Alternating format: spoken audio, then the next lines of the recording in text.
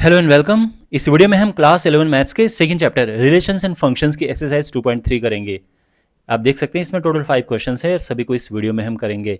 इस चैप्टर के बाकी वीडियोस के लिए यानी बाकी एक्सरसाइज एग्जांपल्स इंपॉर्टेंट क्वेश्चंस सबके वीडियोस के लिए डिस्क्रिप्शन बॉक्स में जो प्लेलिस्ट है उससे चेक करें और चैनल को सब्सक्राइब करें। So let's start.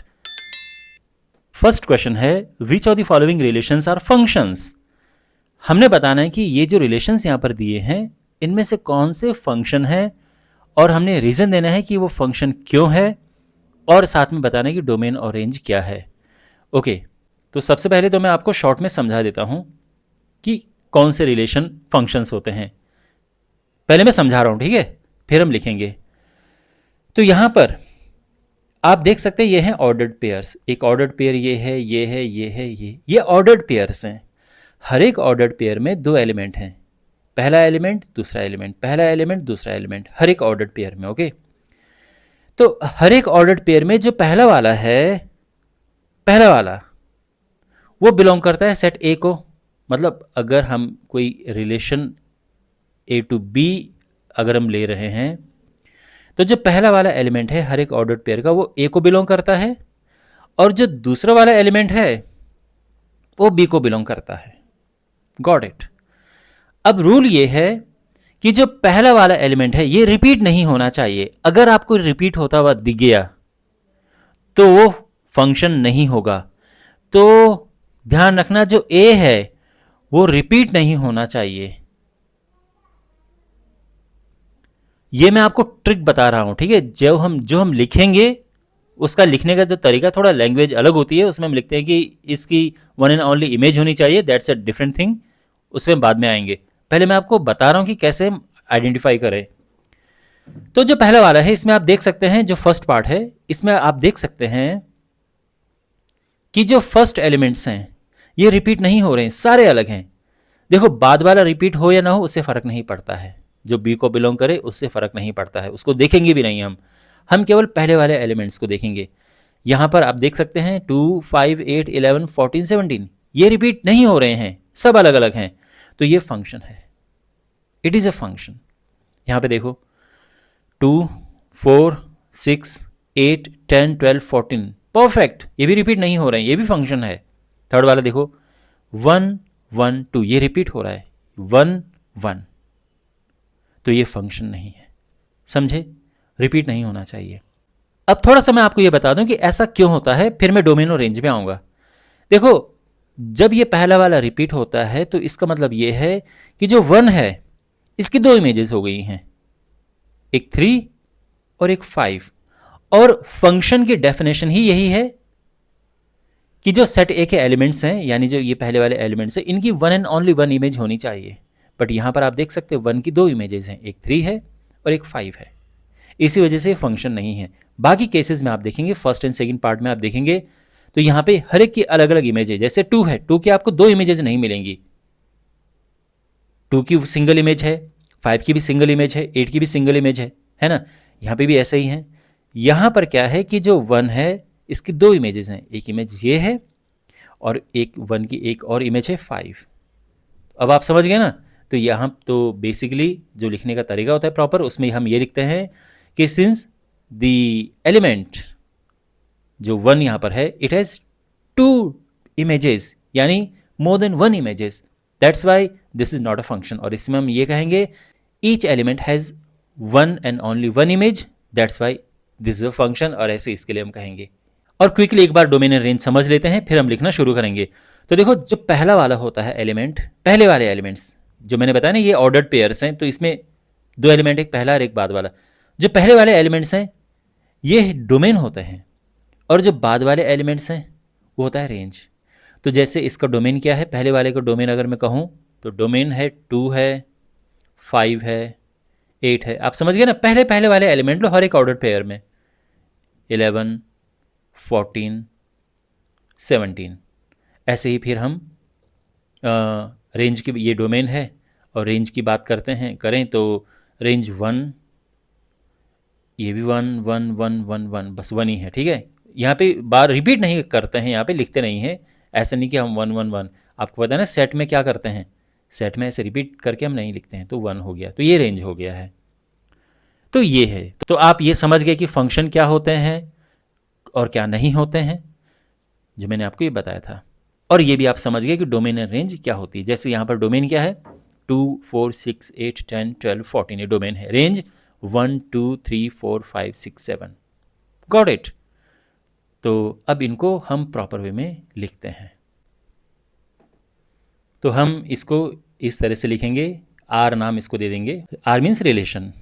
और हम क्या कहेंगे कि since each element of the domain, ये डोमेन होता है, ठीक है, तो each element of the domain has one and only one image, the relation is a function. तो ये हो गया, इस तरह से हम लिखेंगे। ओके, और अब इसका डोमेन क्या है,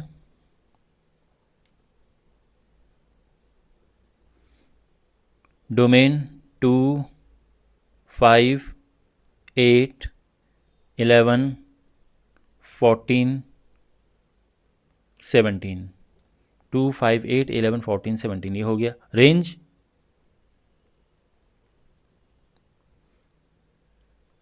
जस्ट 1। ओके, 1 ही है, ये तो हो गया। और ऐसे ही सेकंड होगा, जो हमारे पास सेकंड पार्ट इसका था उसको हमने इस तरह से लिख दिया है, रिलेशन ये है। और अगेन जैसा कि आप समझ रहे हैं कि इसमें क्या है कि जो डोमेन में हर एक एलिमेंट है उसकी one and only one image है। ओके, किसी एक एलिमेंट की दो इमेजेस नहीं है, एक से ज़्यादा इमेज नहीं है, तो ये एक फंक्शन है। तो जैसे पीछे लिखा था वैसे हम लिखेंगे। तो since each element of the domain has one and only one image, the relation is a function.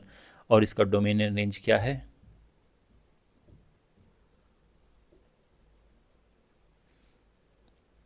2 4 6 8 10 12 14।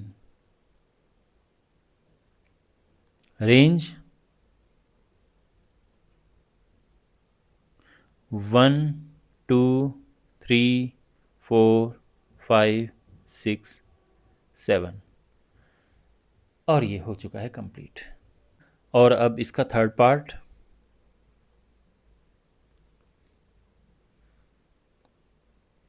One 3 1 5 2 5। तो ये रिलेशन है। अच्छा, ये तो मैं आपको ऑलरेडी समझा चुका हूं कि ये फंक्शन नहीं है, तो इसको किस तरह से लिखेंगे अब देखो। तो यहाँ पे देखो, इमेजेस ऑफ 1, तो 1 की इमेजेस क्या हैं, 3 एंड 5 है ना, तो एक से ज़्यादा इमेजेस हैं। तो हम यहाँ पे लिखेंगे कि since the element 1 of the domain has more than 1 images, तो इसकी एक से ज़्यादा इमेजेस हैं, the relation is not a function, फिर ये रिलेशन फंक्शन नहीं है। क्लियर हो गया, ऐसे इसको लिखेंगे। Bye the way domain and range हम फिर भी हम लिखेंगे। तो डोमेन क्या है, डोमेन है जो ये पहले वाले एलिमेंट्स होते हैं 1 2, रेंज 3 5। ओके, बाय द वे अगर आप यहाँ पर इसको अंडरलाइन करें it would be good. Okay, जैसे नॉट है इसको अंडरलाइन अगर आप कर दो ताकि हाईलाइट रहे कि समझ आएगी हाँ भाई नॉट अ फंक्शन लिखा हुआ है। दूसरी बात यह कि आपकी बुक में जो आंसर है उसमें डोमेन रेंज इसके लिए नहीं लिखा है, लेकिन रिलेशंस जो फंक्शन नहीं होते हैं डोमेन और रेंज उनका भी होता है, तो आप लिख सकते हैं। Okay, question number 2, find the domain and range of the following real functions. तो हमने इसका डोमेन और रेंज फाइंड करना है। तो सबसे पहले हमारे पास है F of X is equal to minus mod X. Okay, तो सिंपल लैंग्वेज में अगर मैं आपको समझाऊं तो डोमेन होता है all the possible values of X, range होता है all the possible values of Y. By the way ये वाई का भी काम करता है, ठीक है, ये ध्यान रखना, F of X basically Y का काम करता है। तो एफ ऑफ एक्स की जो वैल्यूज़ होंगी सारी पॉसिबल वैल्यूज़ उसे हम रेंज कहेंगे, ठीक है।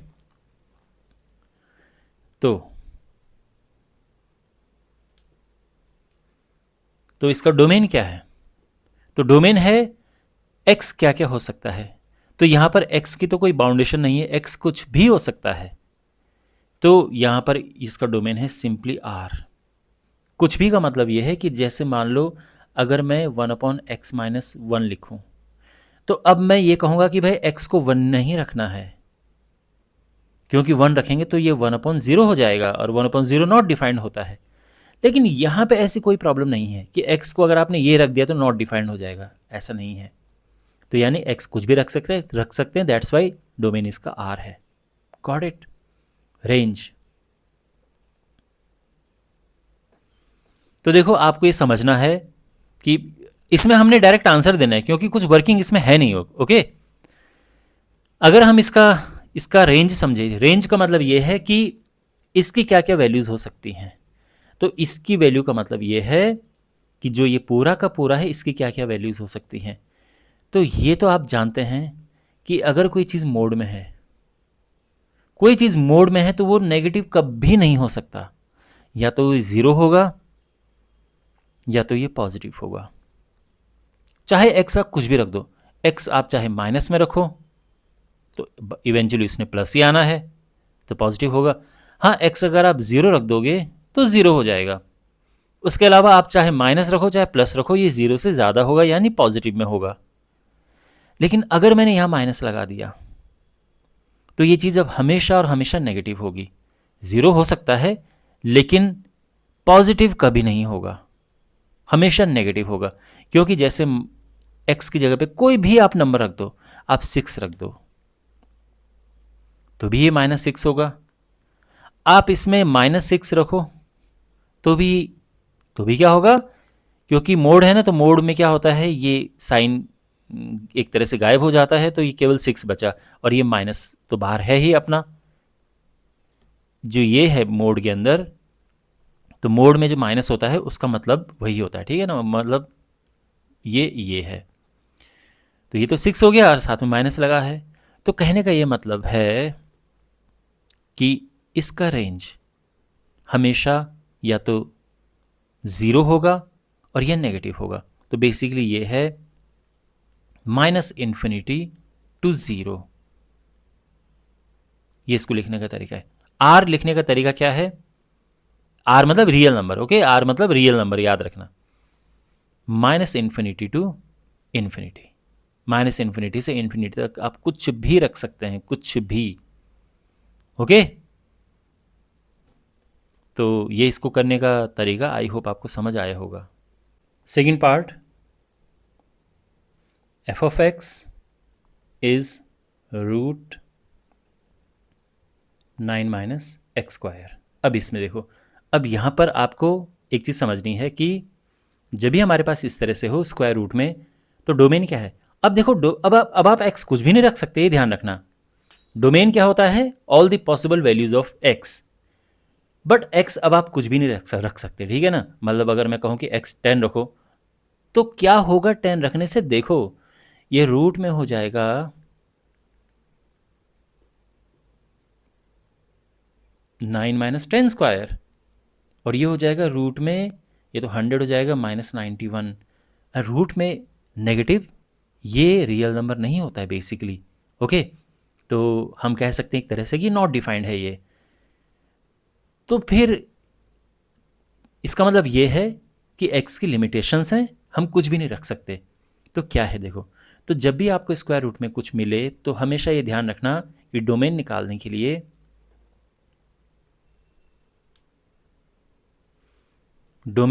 के लिए जो स्क्वायर रूट के अंदर हो ग्रेटर देन इक्वल टू 0 होना चाहिए। ये रूल याद रखना, ठीक है।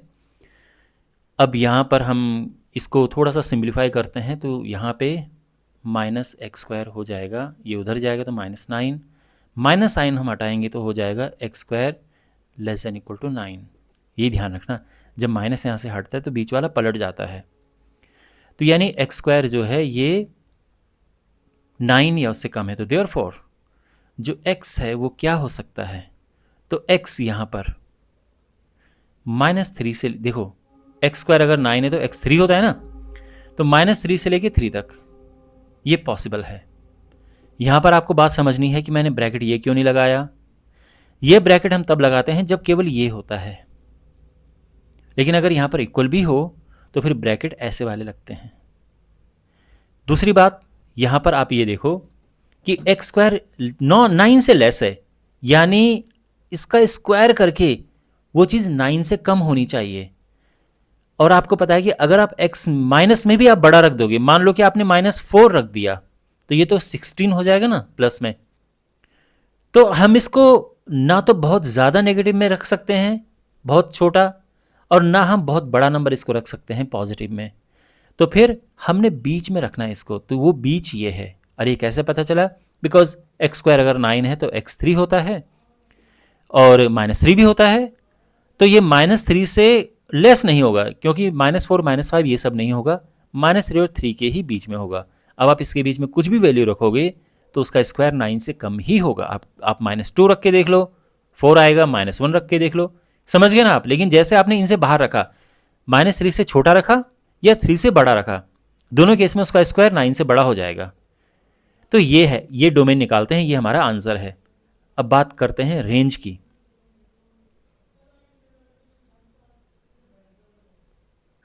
देखो रेंज निकालने के लिए हम क्या करते हैं, देखो हमारे पास जो फंक्शन है F of X is equal to ये है 9 माइनस एक्स स्क्वायर, और इसको हम y लिख देते हैं। ये जो है ये y ही है।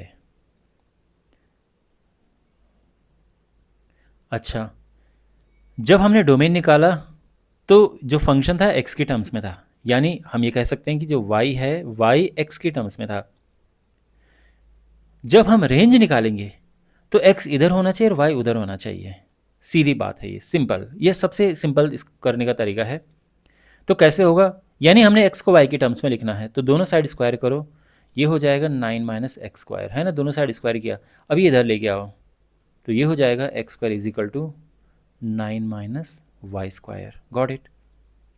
और x हो जाएगा क्या, ध्यान से देखो, plus minus root 9 minus Y square. यहाँ तक समझ गए ना। और अब देखो, अब फोकस करो 9 माइनस वाई स्क्वायर पे। तो 9 माइनस वाई स्क्वायर आप जानते हैं कि ये 0 या उससे ज़्यादा ही होना चाहिए, नेगेटिव में नहीं होना चाहिए, जैसे हमने यहाँ के लिए किया था। सेम हम यहाँ के लिए भी करेंगे। और यहाँ पे क्या हो जाएगा, ये प्लस माइनस में भी है, ध्यान रखना। तो यहाँ पर जैसे कि ये आया था वही वैसे ही करेंगे हम। तो minus Y square greater than equal to ये वाई स्क्वायर अब लेस देन इक्वल टू हो जाएगा 9, और y हो जाएगा क्या, y हो जाएगा -3 से लेके 3। अब क्योंकि नंबर बिल्कुल सेम ही है जैसे यहाँ पे, तो इसीलिए ये भी सेम ही आया है। तो ये डोमेन है और ये इसका रेंज है, और ये हमारा आंसर है। यानी हम लिख देते हैं डोमेन, डोमेन होता है all the possible values of x, और रेंज होता है all the possible values of y।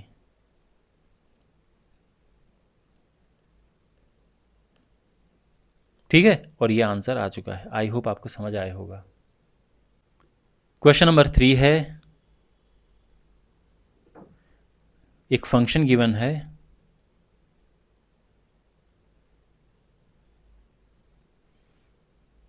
F of X is equal to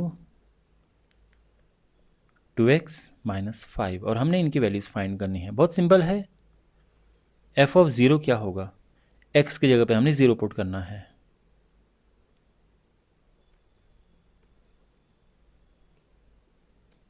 answer. Second part, अब इसमें 7 पुट करना है x की जगह पे, x की जगह पे 7 पुट करना है।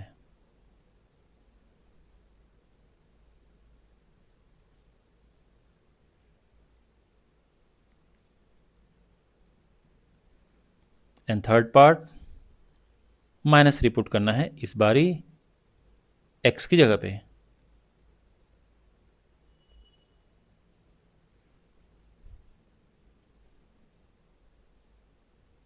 ओके, और ये आंसर है। सिंपल, आई होप आपको समझ आया होगा। क्वेश्चन नंबर 4, यहाँ पे फंक्शन हमारे पास है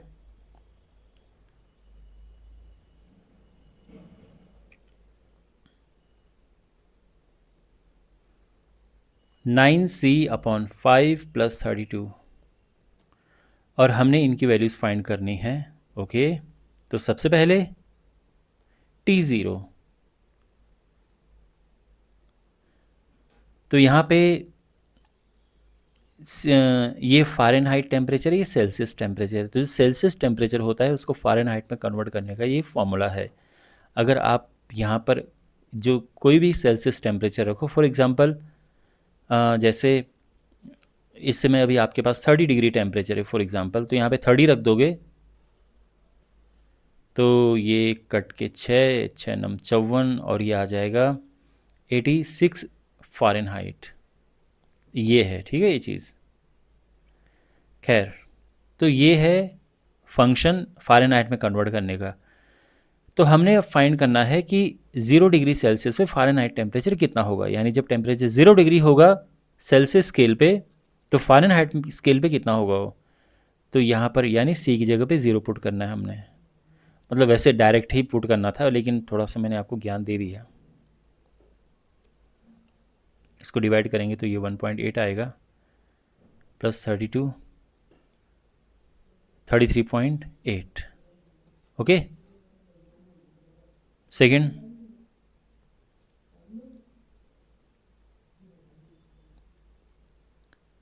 28, तो अब सी की जगह पे 28 हमने रखना है,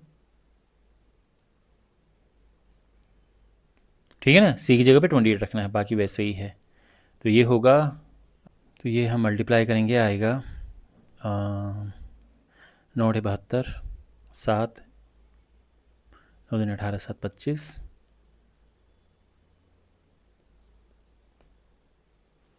और ये होगा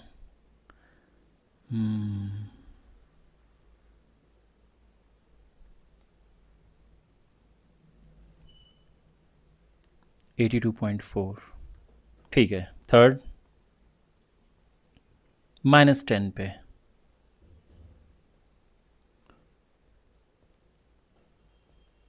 तो अब हमने सी की जगह पे -10 पुट करना है।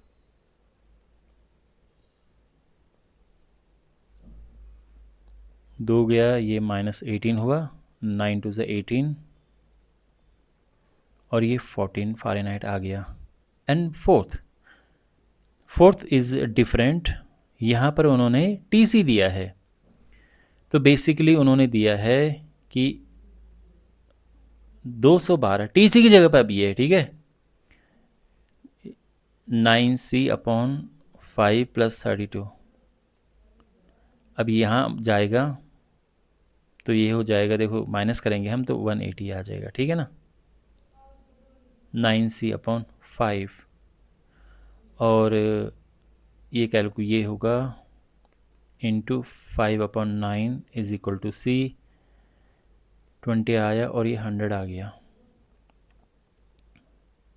तो देयरफॉर c = 100 और ये हमारा आंसर है फोर्थ पार्ट का।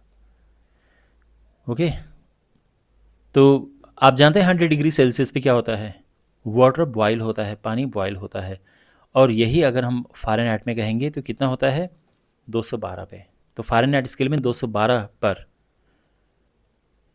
वाटर बॉयल होता है और सेल्सियस स्केल में 100 पे होता है, 100 डिग्रीज़ पे। समझ गए आप। तो इस तरह से इस क्वेश्चन को करेंगे, बहुत सिंपल है, वैल्यूज़ ही हमने रखनी थी, सी की जगह पे रखना था और फाइंड सॉल्व करना था, बस यही सब है इसमें। क्वेश्चन नंबर 5, यहाँ पर हमने रेंज फाइंड करना है इन केसेस में, इन कंडीशंस पे। ओके, रेंज हमने फाइंड करना है। तो अगेन रेंज क्या होता है, देखो जैसे domain all the possible values of x होता है, range all the possible values of y यानी f(x). तो इसकी ऑल द पॉसिबल वैल्यूज उसको हम कहेंगे कि वो इसका रेंज है। ऐसे ही इसमें फर्स्ट पार्ट है f(x) is equal to 2 - 3x, x belongs to real number और ये x ग्रेटर देन 0 है। दिस इज इंपॉर्टेंट, अगर यहाँ पर x ग्रेटर देन 0 नहीं होता तो इसका रेंज भी सीधे R आ जाता है, रियल नंबर। बट अब x में कंडीशन है। ओके, x जो है यानी जो x की वैल्यू है अब वो कुछ भी नहीं है, वो पॉजिटिव ही है, तो उसी हिसाब से अब ये चेंज होगा। तो देखो कैसे, इसको दो तरह से हम कर सकते हैं, आप बताना कि आपको कौन सा ईजी लगता है, बट अच्छी बात है कि आप दोनों याद रखें। बहुत ही अमेजिंग तरीके हैं करने के। एक तो ये है कि देखो x 0 से बड़ा है,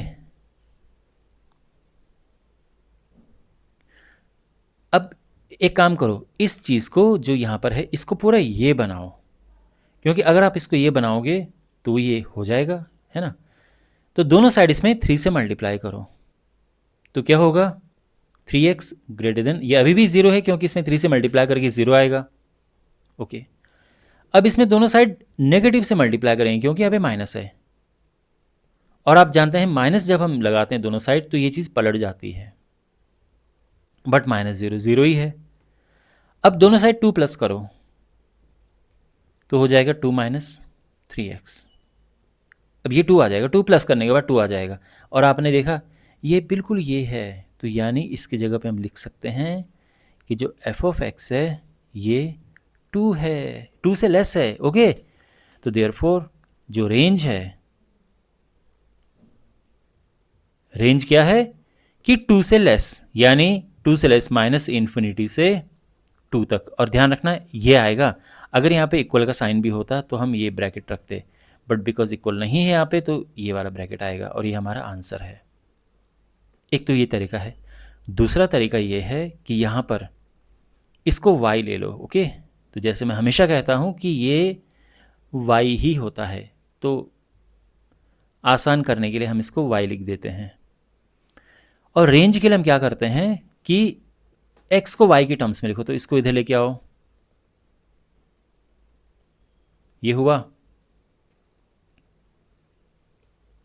2 माइनस वाई अपॉन 3। समझ गए ना इतना। अब देखो x क्या है, ग्रेटर देन 0 है ना, x 0 से बड़ा है, और x क्या है, x यही तो है 2 माइनस वाई अपॉन 3, ये भी 0 से बड़ा हो गया, और इसका क्रॉस मल्टीप्लाई करो, ये इधर जाएगा तो ये हो जाएगा 2 माइनस वाई ग्रेटर देन 0। और अब क्या करेंगे, 2 को उधर लेके जाओ तो हो जाएगा क्या, है ना भाई, 2 प्लस का माइनस हो जाएगा। अब देखो y नेगेटिव में है तो हमने साइन चेंज करना है इसका, तो फिर इसका भी होगा, सारा साइन चेंज होता है, और इस प्रोसेस में बीच वाला पलट जाता है। अगर आप देखो ये हम सेम चीज पे पहुंच गए हैं, और अगले स्टेप में आप लिख देंगे therefore range is equal to क्या, माइनस इन्फिनिटी से 2। तो दोनों में से जो भी आपको कन्वीनियंट लगे आप वो कर सकते हो, आने आपको दोनों चाहिए। Okay, now we have this question, और यहाँ पर हमने अगेन इसका रेंज फाइंड करना है, तो क्या क्या हो सकता है ये। तो देखो यहाँ पर कैसे हम इसको करेंगे, तो अगेन रेंज है all the possible values of this. तो एक तो इसका ये तरीका है कि भाई सिंपली इसको y ले लो, एक्स स्क्वायर प्लस 2 करके, जो बिल्कुल कॉमन तरीका होता है, X square is equal to ये इधर जाएगा तो y माइनस 2 एंड x हो जाएगा plus minus root y minus 2। और अब रेंज के लिए क्या करेंगे कि इसको देखो, तो आप जानते हैं कि स्क्वायर रूट के अंदर जो भी होता है ग्रेटर देन इक्वल टू 0 होता है, तो यहाँ पे भी हम वही लिखेंगे कि y greater than equal to 2, मतलब ये 0 लिखा और ये इधर चला गया, और रेंज है यानी जो y है वो क्या क्या हो सकता है, 2 या उससे ज़्यादा, तो इसीलिए therefore range is equal to 2 से लेके इनफाइनाइट तक। परफेक्ट। एक और इसका तरीका है ना, तो वो है देखो F of X is equal to ये है ना एक्स स्क्वायर प्लस 2। अब आप जानते हैं कि कोई भी नंबर अगर स्क्वायर में है, स्क्वायर में कोई नंबर है तो वो तो पक्का पॉजिटिव होता है, नेगेटिव तो होता नहीं है ना, तो उसको हम लिख सकते हैं ग्रेटर देन और इक्वल टू 0। मतलब 0 हो सकता है और पॉजिटिव हो सकता है, बट नेगेटिव नहीं होता है। कोई भी स्क्वायर नंबर नॉन नेगेटिव होता है। ओके, तो 0 या पॉजिटिव, तो ये ठीक है यहाँ तक। अच्छा, अब दोनों साइड अगर हम इसमें 2 प्लस कर दें तो हमें क्या मिलेगा, हमें ये मिलेगा, और ये तो आप जानते ही हैं अपना एफ ऑफ एक्स, यानी जो एफ ऑफ एक्स है या 2 या उससे ज़्यादा है, सेम चीज़ आ गई है, तो हम लिख सकते हैं कि रेंज इज इक्वल टू 2 या उससे ज़्यादा, यानी 2 से इनफाइनाइट तक, और ये हमारा आंसर आ गया। Got it. तो दोनों आपको आने चाहिए वैसे, बाकी आप कोई भी कर सकते हो एग्जाम में, दोनों ही परफेक्ट हैं। थर्ड पार्ट है ये, F of X is equal to X where X is real. बस एक्स है तो जो एक्स की क्वालिटीज़ हैं वो इसकी क्वालिटीज़ हैं एफ ऑफ एक्स की। तो एक्स अगर रियल है तो ये भी रियल है, तो यहाँ पर रेंज